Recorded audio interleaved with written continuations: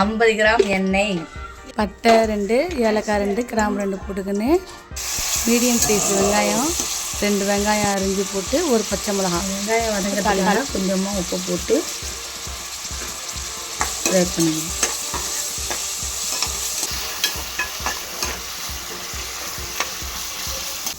இஞ்சி பூண்டு பேஸ்ட் போடுங்க.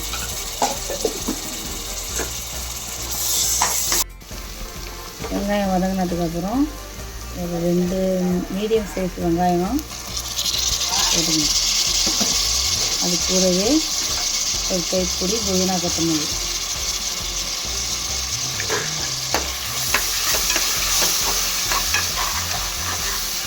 நெக்ஸ்ட்டு ஒரு 1/2 டீஸ்பூன் மிளகாய்த்தூள்,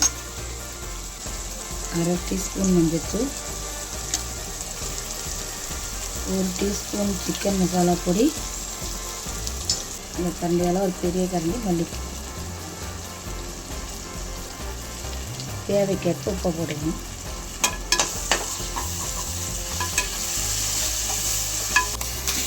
₹10 தயிர் ஒரு பாக்கெட் ஊற்றிக்கிங்க. நல்லா கோல்டன் ப்ரௌன் கலர் வந்துடும். மசாலாவோட பச்சை வாசனைலாம் போனோன்னே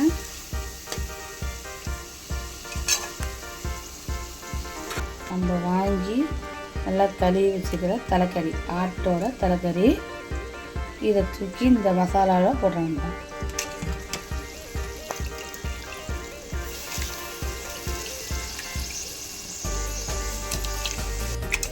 நல்லா ஒரு 1 கிலோ இருக்கும் மசாலா. இந்த கறி, தலைக்கறி, ஒரு பெரிய ஆட்டுத்தலை.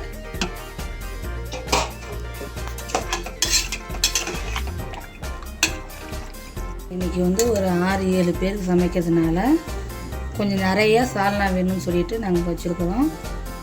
உங்களுக்கு சால்னா எந்த அளவுக்கு வேணுமோ அந்த அளவுக்கு தண்ணி ஊற்றிக்க வேண்டியதுதான். நான் இப்போ வந்து நல்லா ஒரு 3/4 சொம்பு தண்ணி மாதிரி ஊற்றிட்டேன்.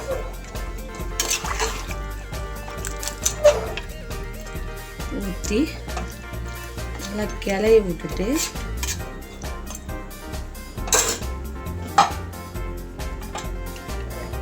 குக்கர் விசில் போட்டாங்கன்னா விசிலை போட்டு ஒரு 4-5 விசில் வரைக்கும் போட்டோம். போனதுக்கப்புறம் எடுத்து பார்க்கணும்.